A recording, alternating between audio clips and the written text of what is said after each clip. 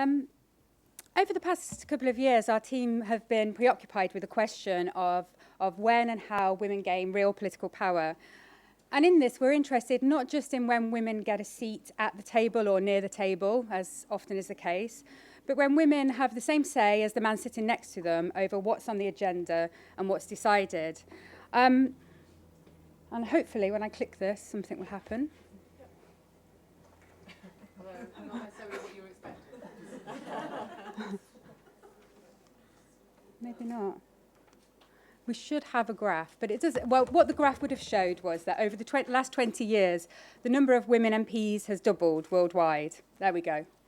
So you can see the red are the number of women MPs worldwide, and they've doubled in the past 20 years.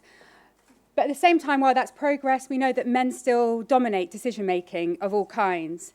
And in some countries, this is total or near total, this domination. But even in countries where women have made progress, where women have more political power now than before, men are still overrepresented in the sectors, in the positions with the most power in society, in finance, in security, in military, in the top positions in the judiciary, in political parties and cabinets. And even when women can reach those most senior positions, even when they have formal authority, we find that sexism and prejudice can still limit their actual influence in practice. It can influence their progression, and it can mean that they're seen as exceptional, not like other women. So why is this? Our research finds that women face a double barrier to political power. They face an obstacle to gaining access to a seat at the table in the first place. But even when they're seated, they face further obstacles to having the same influence, the same opportunities as equivalent men. And we think it's important to delink these two things, to delink access and influence. And the reason it's important, largely, is because the things that we need to do in order to increase women's access to political power are often different from the things we need to do to make sure that they have substantive influence in those positions. And so for women to have access to political power, and we're thinking about this broadly in our report in terms of all those processes where decisions are made about how public authority, public rights, resources are generated, distributed and used, and that can be between men and women or between other groups. And we know that for women to have equal access to these processes, having the same civil and political rights as men is very important. It's the minimum needed, really. But we also know that quotas have been critical in many countries for redressing the gender balance between men and women. And that's in both the political sector and in the public sector.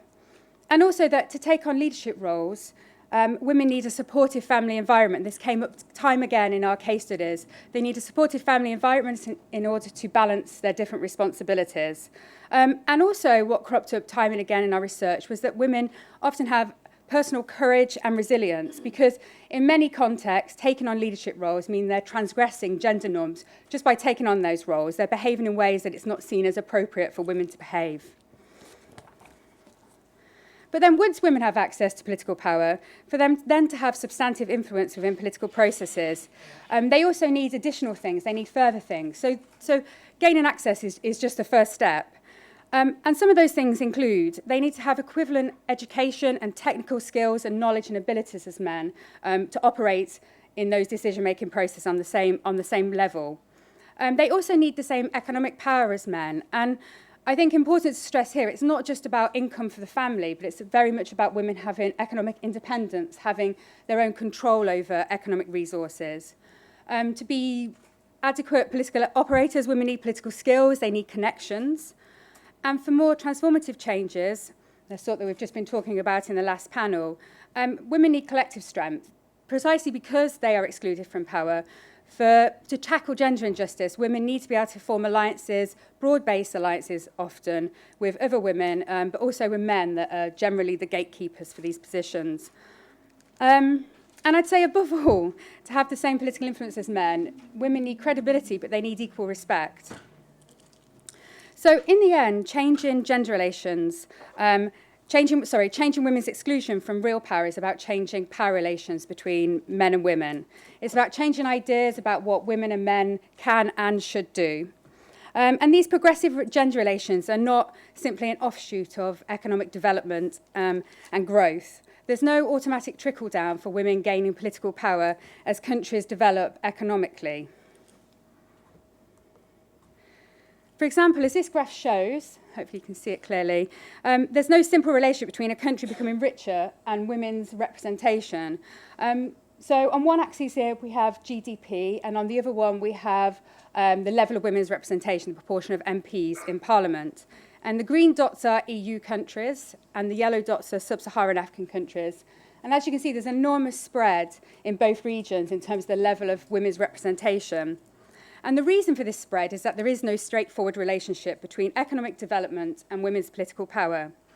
Instead, women and girls gain political power when they take purposeful political and social action, when men and women with an interest in changing gender institutions, norms and ideas take purposeful action. And I think this is why patriarchy on the one hand and feminism on the other hand has global resonance. Class, race, culture all inform how particular women experience being the second sex, as Simone de Beauvoir called it almost 70 years ago. But at the same time, I think patriarchy provides a shared experience for different women, and feminism can provide a shared language, a shared discourse for naming patriarchy, for understanding it, and also for talking about how to change it. And this includes providing women with a shared language for conversations across social and geographical barriers and borders about how they and others have overcome this double hurdle that women face to being influential women, to being women with power.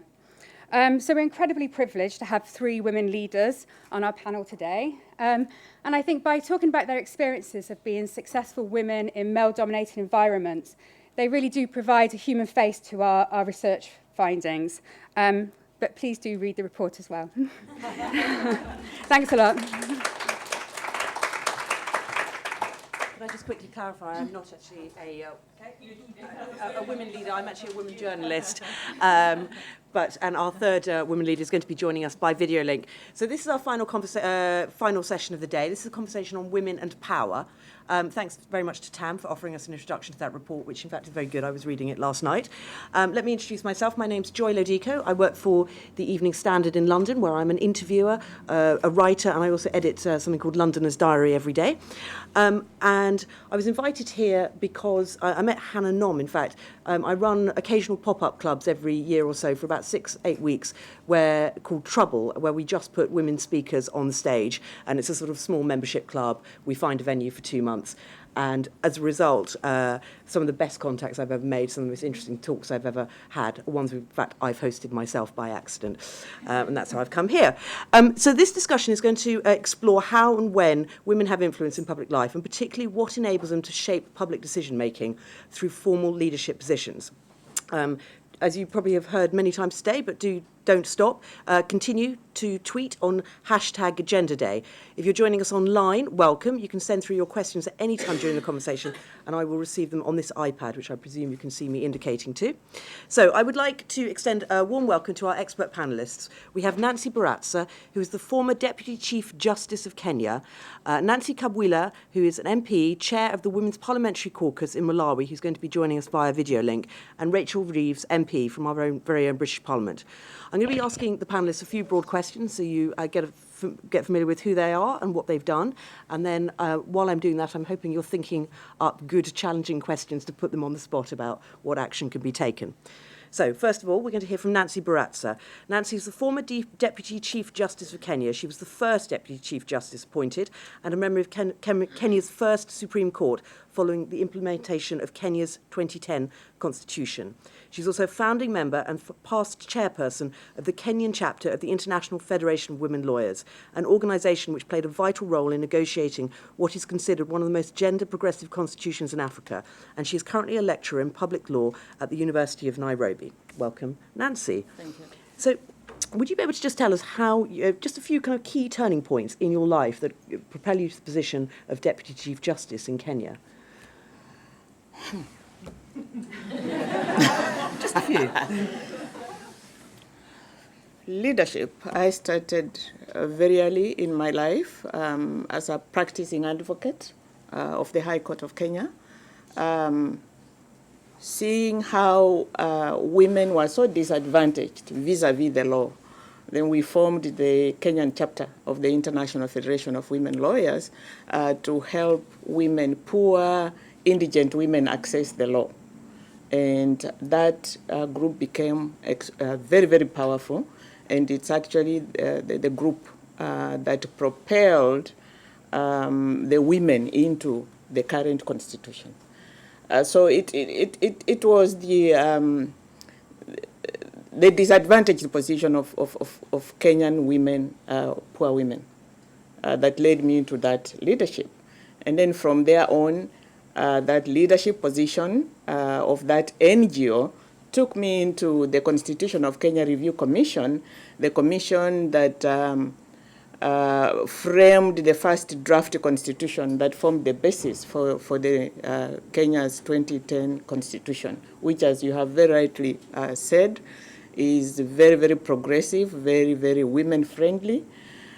And after we got the constitution, then I thought, let me try my luck under the new constitution, because it opened up space for people to compete for jobs. And I thought I would try my luck in the judiciary. And so they advertised for the post of Chief Justice and the post of Deputy Chief Justice to be openly competed for. And I wanted to apply for Chief Justice position. But I think there was power broking somewhere. And I was told, this one, not for you. Probably try the DCJ, that is the Deputy Chief Justice.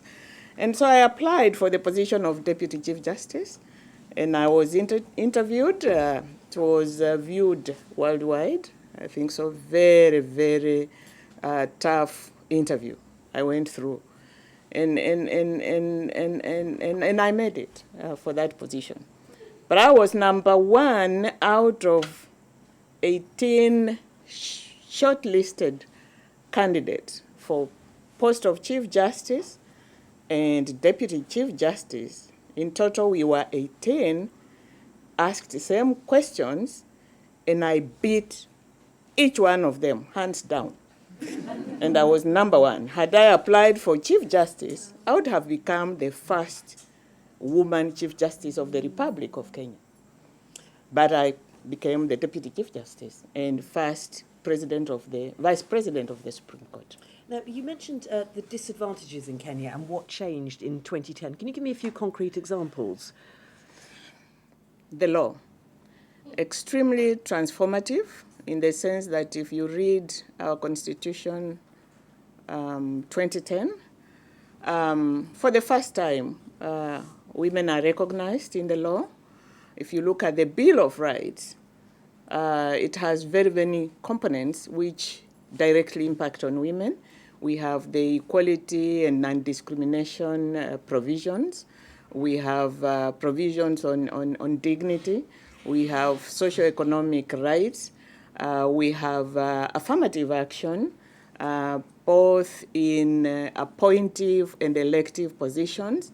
We have the devolved system of government, which takes into account women participation in all levels of governance.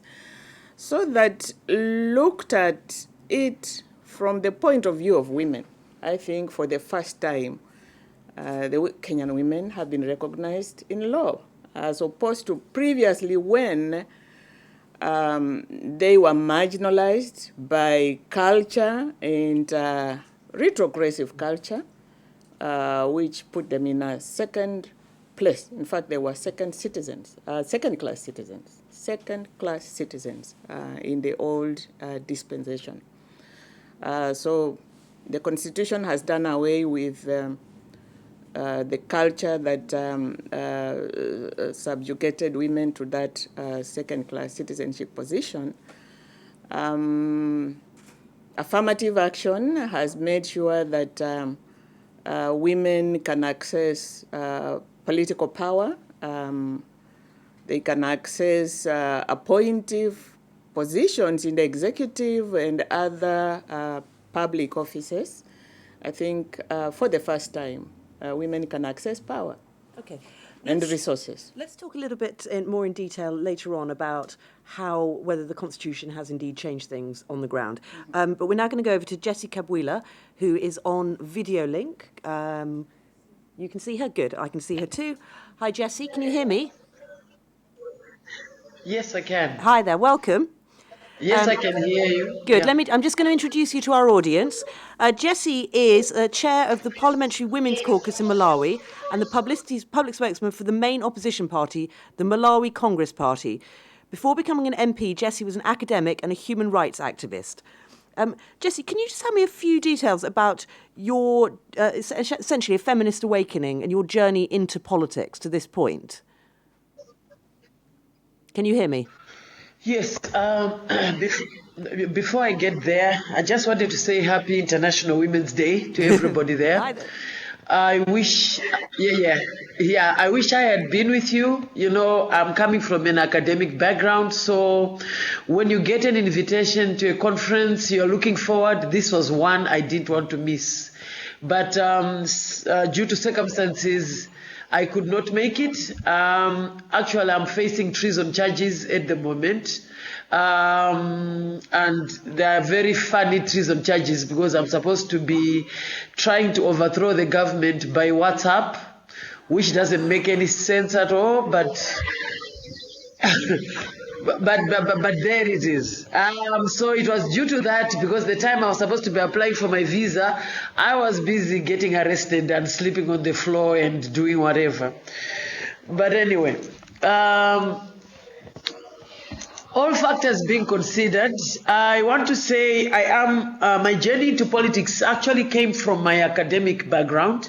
I led an academic freedom struggle in the country for 90 days, making sure that the government or the party of the day, the ruling party, upheld academic freedom.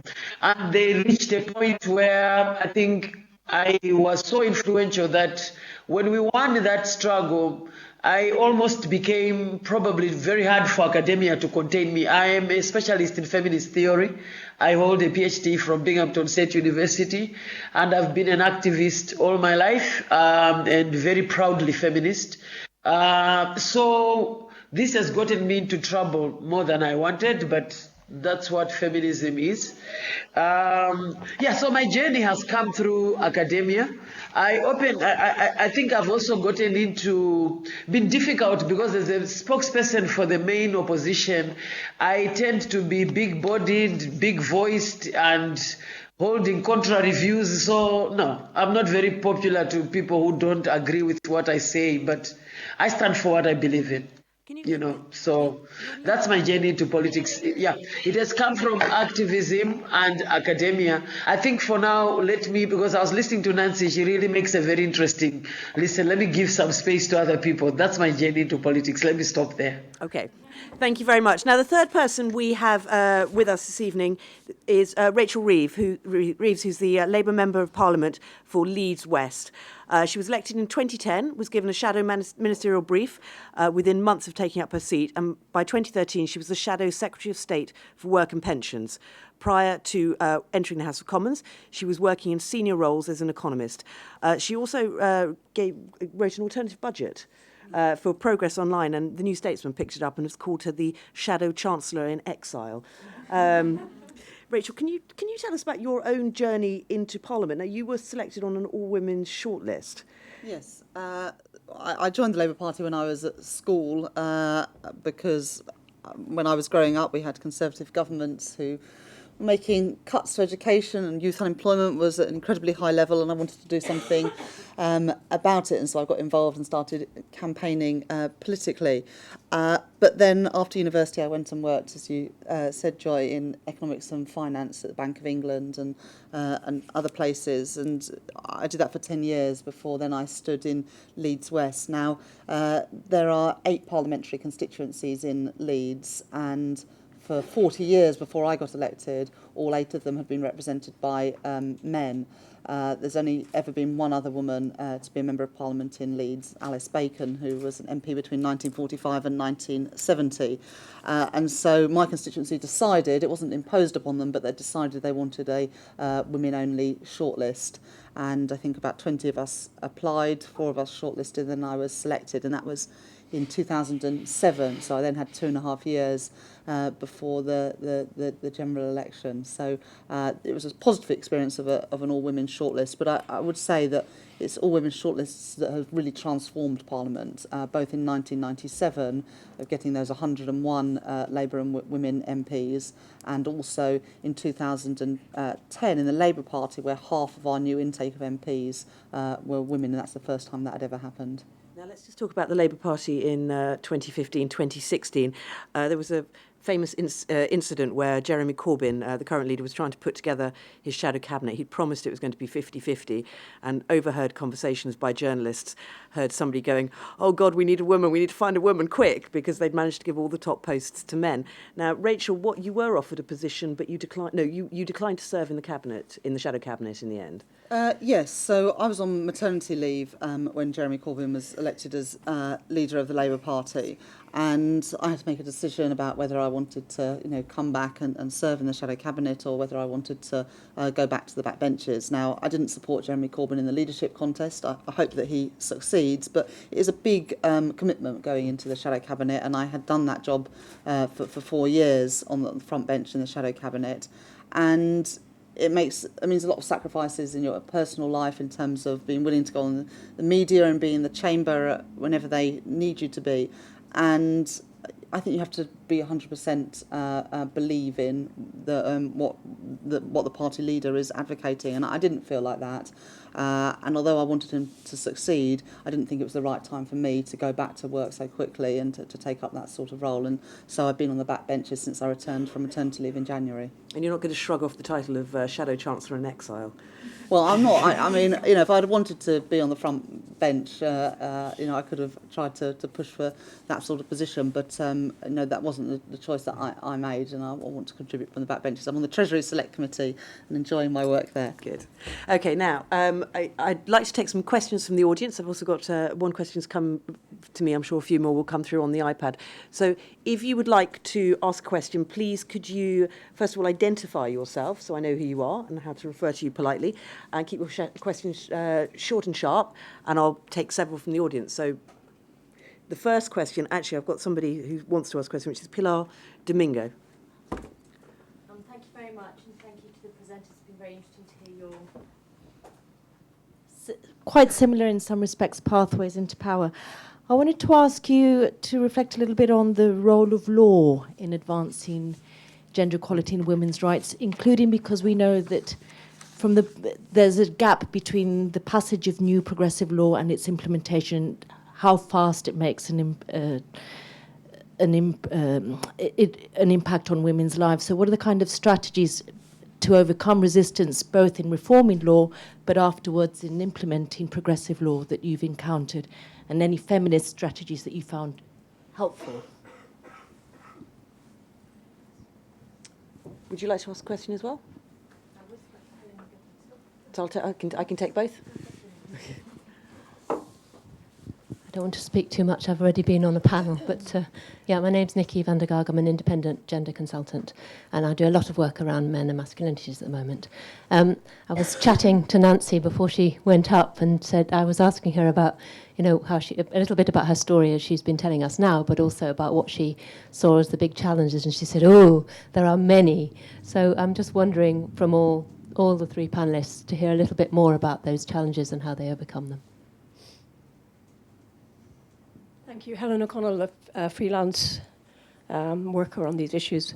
We hear a lot about the need for elected women or women in high positions to keep their linkages with women's movements, feminist groups, and as a kind of key survival strategy maybe, and also a key source of information and ideas. I'd like to know whether you found that in your own experience, and what your kind of feelings about those connections are. Okay. Thank you. We'll start with those questions. Actually, I'm going to put that last question about women in power and how they link to feminist movements to Jessie, if she can hear me. Hello? Hi there. Jessie? Yes, I can. Hey there. Yes. So Helen has just asked a question about how women move, when they move into a position of power, how they keep their links with feminist movements and keep the grassroots going. Obviously, this is something you've been heavily involved in. Could you talk about how you've managed to keep both roles going? I think from this part of the world in Malawi, because I've worked in Malawi, I've been in Botswana, I've been in a good part of the SADC. I think the linkages with feminist groups are not very pronounced because the women's movement is not very robust in most countries. We still have a good number who don't want to be identified as feminist, even though what they're doing is feminist, because of the misinformation of what feminism is and all that. So if we say, how do we work with contacts? I think here what I found very effective is working with mother groups, for example, on issues of sexual and reproductive health rights. In most schools, we have mother groups. I think even professional women's groups, groupings of women who are saying they want to fight for something, whether formal or informal. NGOs have really come to our rescue on good terms. What I have found that stands out a lot are the informal groupings.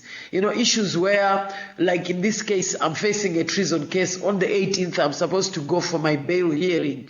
It's amazing the number of women groups who are reaching out to me from the different ethnic groups. And I think Nancy will agree with me that this part of Africa, politics is very much about where you come from. And when they reach out to you, even when they're coming from a grouping that is not yours, and they are mothers, and they say, we know how it is to have someone facing a death sentence, you know, that comes through very well. I don't think when it comes to something that crucial, you see the people in formal groupings coming out, because patriarchy tends to exact a huge cost to those who are known to hold a certain post. But it's the informal groupings that I found very, very interesting. For example, in my constituency, when I go there in the party, there are not many women in the structures. But after I go out of a meeting and I go and meet them in the different things that they're battling, it's amazing how strong they are in terms of the songs that they put together. And these are people who don't hold posts, but are probably in informal groupings. So in my experience, this is what I've been meeting. I have to say I'm a big fan of informal gatherings for women, because women, as Ogundipe Leslie says in her publication of 1996, when you're looking for women, you must look for them where they are. African women, you shouldn't look for them where they are not. And we are not in the boardrooms. We are not in the formal sector most of the times. We're actually found in very informal places. You know, it could be a gathering of sex workers who are fighting for the right for them to exist. You know, it's amazing how I found a lot of interesting strategies, networks, and ways to stand for what a woman, you know, for the woman condition, lived experiences that are really helping people like me. Thank you. Rachel, can I ask you about your own links with women's groups in your constituency? Are there women's groups in your constituency who come to you in particular because you're a woman? Are there groups from in the other Leeds, in the broader Leeds area, who talk to you? Yes, well, because I've been the only woman MP in Leeds, I think there are a lot of groups that are quite pleased to have one for the city-wide. So I'm the patron chair of Leeds Women's Aid.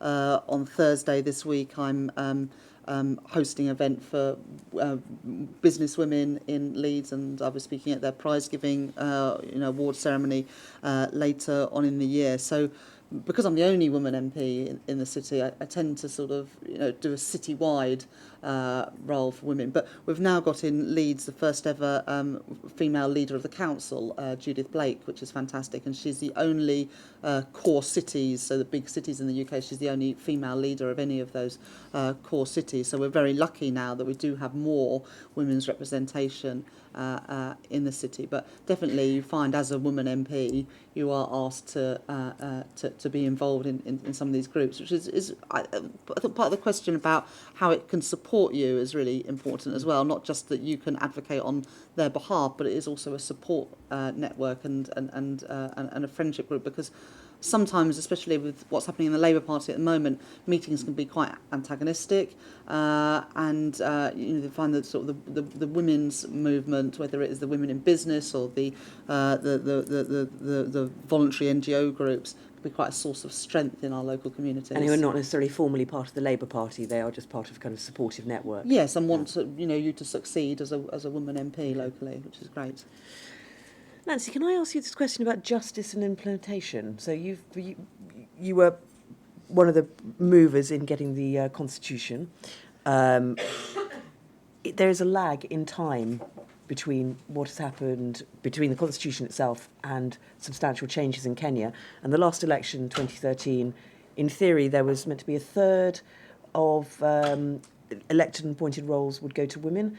In Parliament, in the elections, it ended up being a number more like 19%, of which only 6% were directly elected, which in fact was worse than the previous set of elections.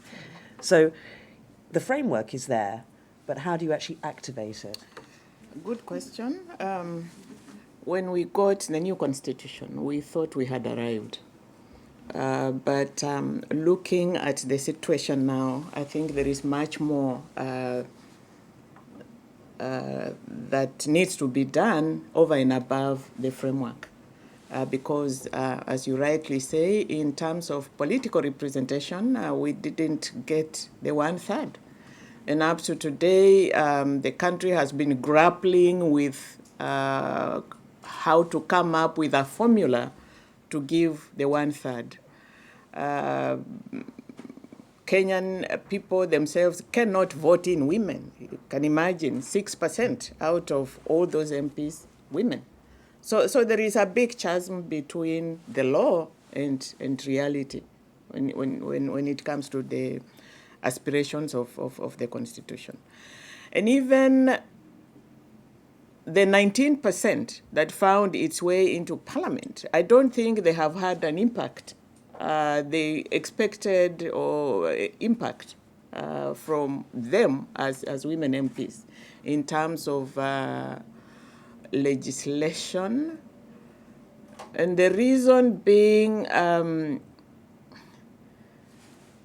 they have no voice. They are there, but somehow they do not have a voice. They are intimidated, and the nominated MPs, both at the national parliament and in the county governments, are so intimidated that they haven't found their footing and in order to make an impact on legislation. So again, we fought for numbers, thinking that those numbers will transform legislation making, but we haven't reached there yet. So you are quite right, there is a big chasm between the law and reality. So much more needs to be done, and I guess people need to go back to the drawing board. There's an interesting observation in Tam's report about the fact that once women are trained to a certain technical level, for example, in the law, that is the point at which they can join the table without any sort of insecurity about their knowledge. And I presume you can join the table. You were working in economics, you worked at HBOS. Turned down a job at Goldman Sachs because he didn't want the money, which was rather good.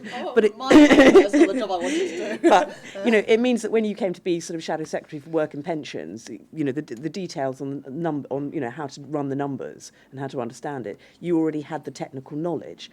I don't know whether, perhaps I don't know the quality of the candidates or the background of the candidates who have finally come in to Parliament in Kenya, and whether this is just the first generation and they haven't found the right candidates yet. And I don't know whether you want to reflect on that in terms of the British candidates as well. And Jessie, I will come back to you shortly. Yeah, I mean, sometimes we talk about diversity in politics today, but, I came from banking, and politics looks positively diverse compared to the career I had previously. And, it was very rare that you were in a meeting that there was more than one or two women there. When I started at the Bank of England 16 years ago now, the graduate intake of 37 of us, only 6 of us were women, and actually all of us have now left the bank. So, the Bank of England and HBOS, and when I worked at the Foreign Office at the British Embassy in Washington, were all incredibly male-dominated. And sort of reflecting on Nikki's question about challenges and how to overcome them, there aren't enough women there, and so there aren't enough role models and people to aspire to. And certainly, if Leeds West, my constituency, hadn't been an all-women shortlist, I don't think I would have become the MP, because people would have looked for somebody who looked more like an MP. And in Leeds, there hadn't been experience for 40 years of a female MP. So people would have looked at, figures from the past like Hugh Gaitskell and Dennis Healy and Merlin Rees, all had been successful Leeds MPs, but, myself or none of the other women who went for Leeds West had that much in common with them. But it's not just about being a woman. I find it more unusual from my background, that I come from. No one from my school had ever become an MP before, and no one from my sort of community or family. And it's sort of a class thing as well as a gender thing, which I think is a real barrier. It's about who you know, and that's certainly a challenge for women who aren't part of those networks, but it's also a challenge for people from non-privileged backgrounds. I just want to give a couple of sort of anecdotes about what it's like being a woman MP from my own experience.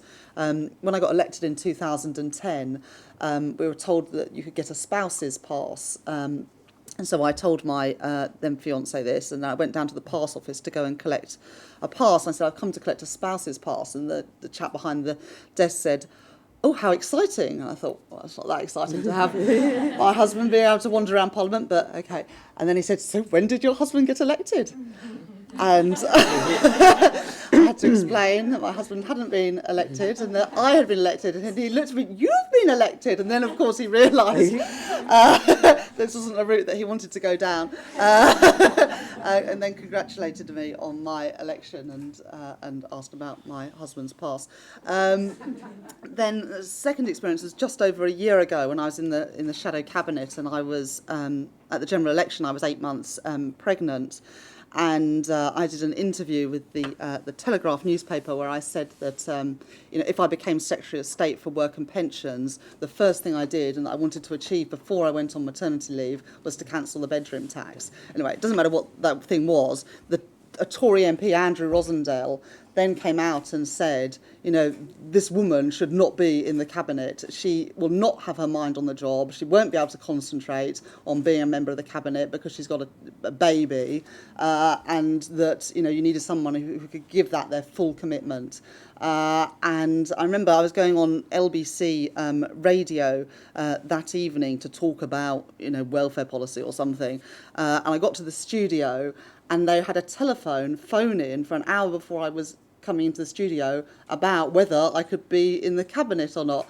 Not about, the merits of cancelling the bedroom tax or welfare reform or anything, but the only thing anyone wanted to talk about was whether, having a baby meant that you were fit to be in the government. Now, it didn't come to pass because Labour didn't win the general election, but I believe that I would have been just as good as any man or any woman without children in the cabinet, and I haven't usually had a problem of focusing on the job in hand. But Andrew Rosendale obviously didn't believe that. But the fact that there was a phone-in and a discussion about it shows that that there were people phoning up saying, I don't know, Rachel, but I found it incredible to think that you could do these two things at once. And other people phoning up and saying, I don't know, Rachel. It's like, no, you don't. So why are you phoning in? I don't know, Rachel, but it must be incredibly difficult, to have a baby and also do a job. Well, actually, what is really difficult is for women in my constituency who are earning £15,000 a year on the minimum wage, struggling to get by with a couple of kids, childcare that's not affordable, a dad who might not be around. Those are the people who face the real challenges, and not people like me who are on a good salary with a supportive husband and with the infrastructure around it. So, we need women in positions of responsibility, but the reason we need them there is to give a voice for all those other women who don't have the opportunities that people like me have. Okay, I'm going to take a few more questions after the round of applause.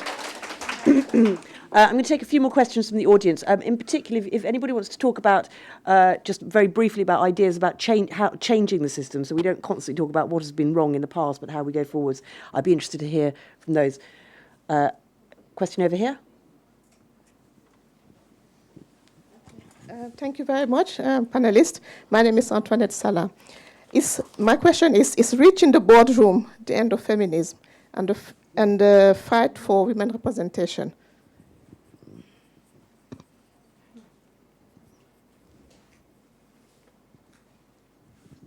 Hi, my name is Sakila, and my question is, being that political parties are the gatekeepers to women's political participation, is there merit in considering concepts of actually regulating or controlling the behavior of political parties?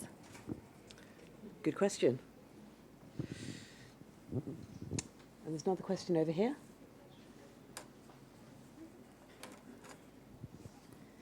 Hi, Sally Baden from Social Development Direct. I guess on a slightly different note, I was disturbed to hear, Jessie, that you are facing treason charges, and I wanted to know if there's anything we in this room can do to help or support you.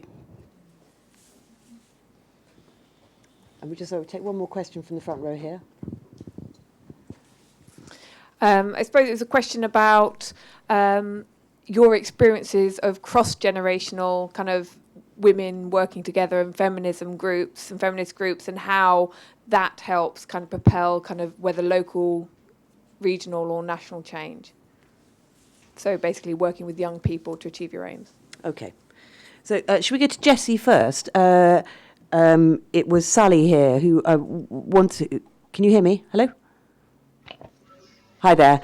It was Sally who asked about the treason charges you're facing and whether there's anything we can do to support you. There was another question from the audience, from Sakila, about the political gatekeepers, that should there be some sort of regulation of parties in order to allow women access to power? Okay, can I go ahead? Go ahead. Okay, thank you. Firstly, thank you so much for reaching out to say there are these issues, what is it that we can do? Trust a gathering of feminists to think in that way. I think that is what sisterhood is all about. That is why I really wished I could have come, but it's unfortunate I can't. I think what I need at the moment, firstly, is what you've given me, an audience to still do that which I love most, and that is talk about women issues. Because for me, yes, I'm the chair of Women Caucus. I am the publicity secretary for the main opposition and a member of parliament for my constituency. But what is my first love is fighting for the rights of women. What I feel could really help me is to give my story audience. I mean, it is to help tell my story. Because when you are a woman, the problem is, no matter what anybody says, facing treason charges for a woman is different from what happens to a man. Just 2 days ago, my own daughter was thrown out of an internship, which she has done for 2 months, and now they've just turned around and said, we don't have space, there is no desk for you to work here.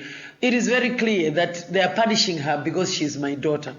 So at the moment, what I require from a network of women in politics and women who appreciate strong women in this world is actually knowing what is going on in Malawi and helping to helping in the sense of, let me say, I don't know whether to call it advocacy, but also just being with me at this difficult time.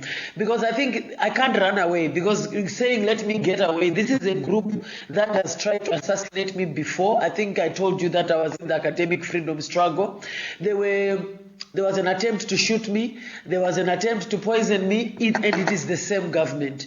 And one thing I've learned is change is a process. You have to stay here, and the most thing that you're expected to do as a woman is to run away and seek asylum. I'm not going to do that. I'll stay here, I'll face this. All I ask is, those of you out there, please keep a tab, know what is going on, help in the advocacy, because I mean nobody overthrows a government using a WhatsApp message, and the WhatsApp message is saying, I'm not happy with what is going on, there is hunger in Malawi, can the government please do something about it? They've doctored it, it is very obvious, I'm not even going to go into it. So I think the long and short is, whenever there are gatherings of this nature, even if it's just by video conferencing, it helps me to feel that they are not robbing me of my ability to connect with the world. And I will keep you guys posted.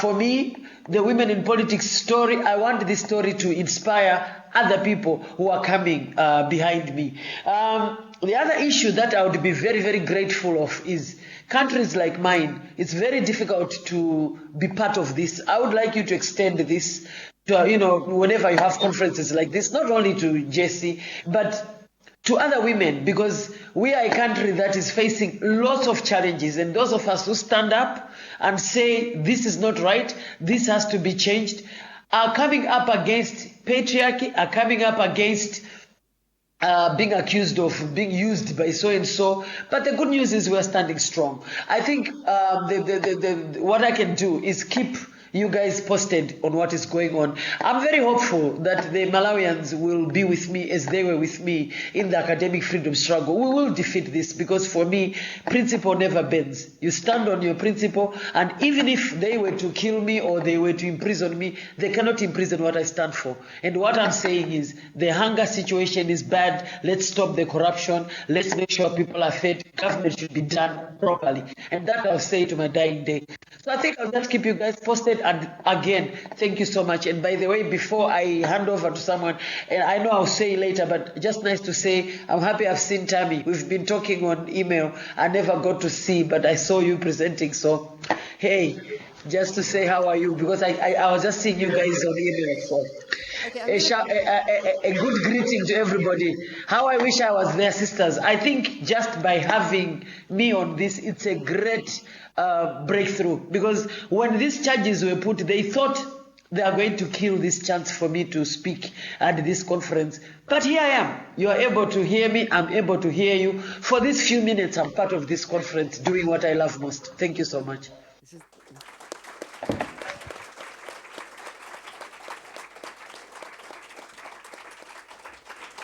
This is Feminism Without Borders. Now, I'm just going to bring the question back into the room, which is quite a controversial question, which is, in order to kind of get through the gates, do we need to in some way regulate political parties? Now, obviously, there's a framework constitution in Kenya. Does that then need to be applied to the parties itself? And in Britain, there is no constitution. There is almost no way of doing this. But could you talk about kind of why the idea wouldn't work, or if you think it would work? Okay. So I think it's up to the people within the parties to get change. And in the Labour Party, women like Harriet Harman, particularly Harriet Harman, and others, campaigned to get all women shortlists. And we changed the law to be able to keep women only shortlists when it was overturned in the courts, and that is what has ultimately driven change in the Labour Party, because, as I said, in my intake, half of us are women, and that was the only time that's ever been achieved before. Just over a third of Labour MPs are now women, 29%, no, it's getting on for 40% of Labour MPs are women. Overall, 29% of MPs in the UK Parliament are women. So, when I was born, 19 MPs are women. Today, it's 191.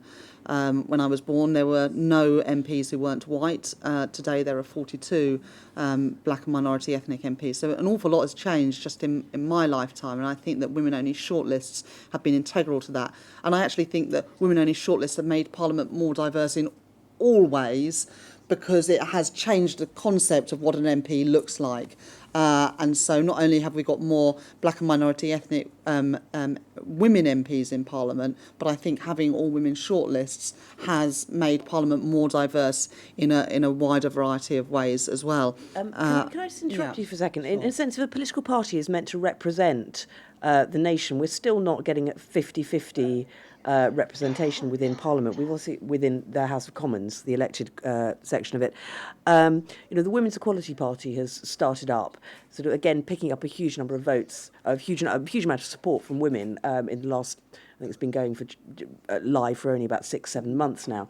So clearly, there's still a sort of feeling that those who represent us are not representative of us. Well, I'm not going to argue that we are. I mean, you look in Parliament and we're still not. And, it's not just about...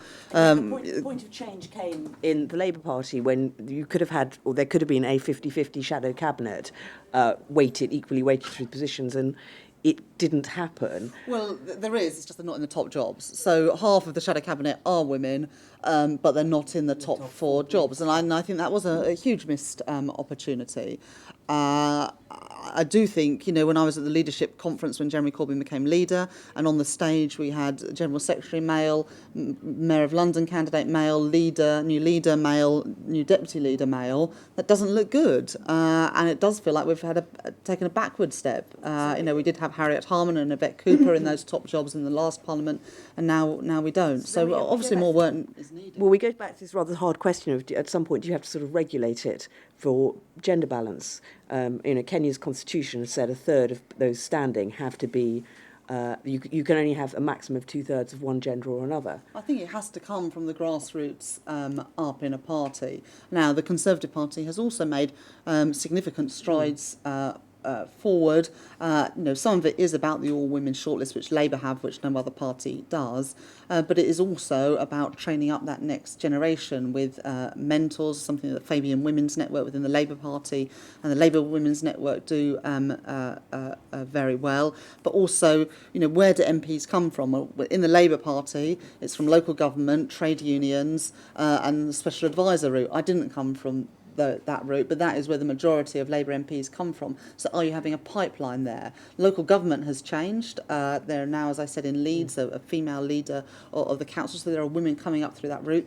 Trade unions, they've got an awful lot more to do, and our special advisors are still very male-dominated. So we need to make sure that we're doing work there, so we've got a pool of women to choose from. But I don't really see how you could regulate. I mean, it was hard enough to change the law to allow women only shortlists, but I think it has to come from the grassroots of the political parties, and women in the Conservative and the Liberal Democrat Party. Liberal Democrat don't have any women MPs now, need to do more to encourage their parties to change and to select women. Now, I remember about 10 years ago, I went through some stats on women leaders, presidents, prime ministers and so forth, and it struck me that a huge number, there was sort of something 20 or so in the world, and the vast majority of them were in states that had only reached democracy in the late 20th century, and that was the point at which you could rewrite a constitution and you could actually create something more like a balanced society, a modern society that we would like to have.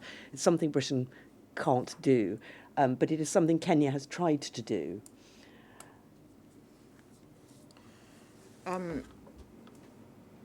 Through the Constitution, Kenya has provided for the 1/3 principle. But again, as the Honourable MP says, at political party level, we have again that disconnect between the spirit of the Constitution and the law that governs political parties. So that the 1/3 principle is defeated at the political parties level. So we have a law regulating political parties in Kenya, but it is not in consonance with the Constitution. And the political parties have refused to align that law to the Constitution. So that, In what way have they refused to align to it? In terms of reflecting the 1/3 principle spirit of the Constitution. And so they are still running outfits which marginalize women. They are running political parties which are very, very patriarchal in structure and spirit. All the last presidential candidates were men, were they not? They were. Yeah. They were. And are there any significant women at the top of Kenyan politics at the moment? In the cabinet? Cabinet, those are not elected. Those are not politicians. The constitution changed so that what we have as cabinet people are cabinet secretaries are technocrats from outside parliament. So they are not in competitive politics. But when you go to competitive politics, there aren't many because of the nature of political parties themselves and their policies. And you have, part of the constitution divided the country into 47 counties, yes, and was meant to return governors and senators for this. Yes. Again, using the third principle of participation, produced 47 male governors and senators, not one woman. So some would say that was quite a depressing statistic. I think there is only one deputy governor who is a woman. There is no governor, woman governor. One deputy who is not heard about, one or two, I think so. So the situation is quite depressing.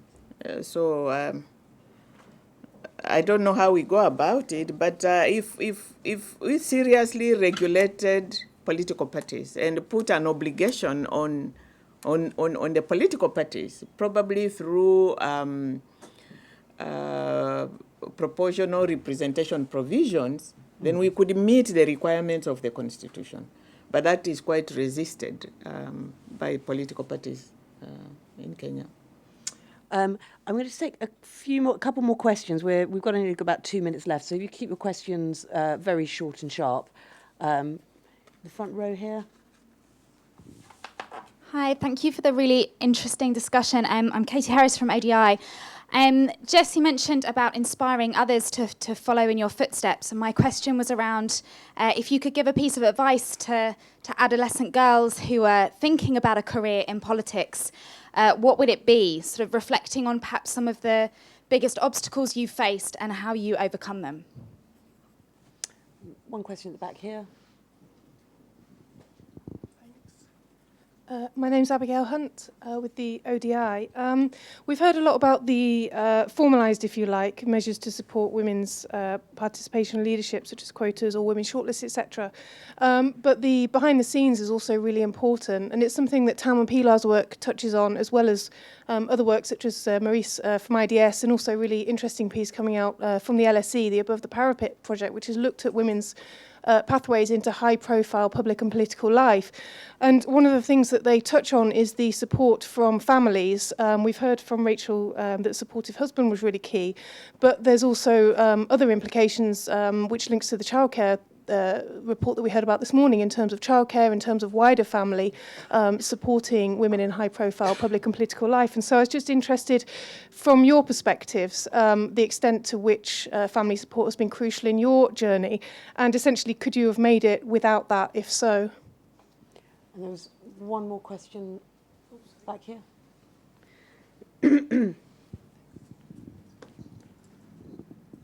My name is Naomi, interestingly from Kenya. Actually, it's a combination of the two. How are you as leaders mentoring younger ladies? Because as one, the dilemma I am in, if I want to be a leader, is that I have to sacrifice a lot, seeing a lot of strong women leaders in my country, either forfeiting their families or having to, they're divorced and things like that. So so it becomes a debate, do I want to become a leader because I have to lose my family or some of my friends and all that? So how are you mentoring the young people, the young ladies, into taking up leadership without losing things they value? Okay, this is very good. This comes back to the cross-generational question we had earlier. In fact, it's sort of three aspects of the same coin. Jessie, can I come to you, first of all, just for some brief thoughts on this? We were talking about, first of all, how your family supports you through a difficult journey, how a piece of advice you would have for young girls, and how you go about mentoring the next generation? Thank you.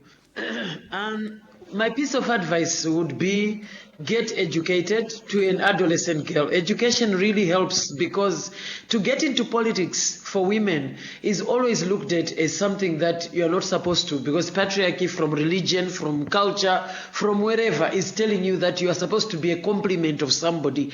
I've never understood why people can actually stand up in a religion and say, I was made from someone's rib, as if somebody had run out of ribs. You know, I've never understood that concept, you know, but here it is sold, it has been bought the world over. We are made to apologize for even being made in the first place. So to a young girl, what I say is get some education, because you are coming up against huge hills, and whenever you talk in parliament or you talk in a party, you'll be told you are being emotional. Whenever you believe in something and you are a woman, you are told, oh, stop being emotional. I've discovered that being emotional is another word for stop believing in what you believe in. You know, until I've told people that I don't apologize for emotions. They are what have gotten me to this far. So to a young girl, I would say be active in politics and love politics. Do not do this thing of proudly saying, I don't do politics. Politics is a dirty thing. It has been made to be sold that because they want to do it on their own and decide what happens to resources. They need to get in there, get their hands dirty, and they must understand the importance of affirmative action. Many young girls now, when I talk to them, you know, they tell you things like, no, we can't have electoral reforms of 50-50 because we want to get there by merit. Merit is something that is not there if patriarchy is keeping you out of it. There's a reason why many women are not educated. There's a reason why many women are not well-read and good, able to express themselves. We need to get our young girls to understand that legislation should be made to destroy the structure of patriarchy. And if we are going to say laws must say 50% of a political party must be women, let us be the first people to support it, not to say, no, we want to get there by merit. What merit when the whole world is telling you that you were made because somebody wants to be entertained? You look at the Christian dogma, it is all full of, you are there to entertain Adam. So you see, in my opinion, I think they need to be also ready finally on sexual reproductive health rights. One of the things that keeps young women out of politics is that you fall pregnant, or you are HIV positive, or you are with some kind of disability. We need the young girls to be in control of their bodies and to decide when they have sex, how they have sex, who they have it with. And this is very, very crucial, because our bodies can also be our own enemies if we are not the masters of our bodies. So to the young girls, it is about education, it is about self-belief, it is about sexual reproductive health rights. Fantastic fighting talk. Thank you very much. Rachel, can I ask you about your own family support on your journey, and then how you would, what piece of advice you would give to another person, such as Naomi here, who's talking about how she would want to be kind of pushed forward into politics? Yeah, sure. Just first of all, I totally agree with Jessie about the point about merit. You know, when people say, I'm not in favour of all women's shortlists, you should get there by merit. What a load of rubbish. The idea that all the men in there in Parliament are there on merit is, if that's merit, then I'd rather have something else. So I think that it's really important. Affirmative action is not being against merit. It is believing that women should have a right to be heard and to get at the table, because unless they are, those issues that we care about, whether it's domestic violence, maternity and paternity leave, childcare, sexual health, all those things are not on the agenda unless women put them there. In terms of my own experience and family support, I certainly couldn't do this unless I had a supportive family. My mum and my aunts help a lot with childcare. My husband is supportive. I'm now not on the front bench, and so I've taken a step back for a little while. But perhaps in the future I will be back there. But you have to make a. I'm sorry, I'm going to slightly hurry you because I've just had a note saying. But you have to. Can I ask what piece of advice you would then give from having what you've learnt?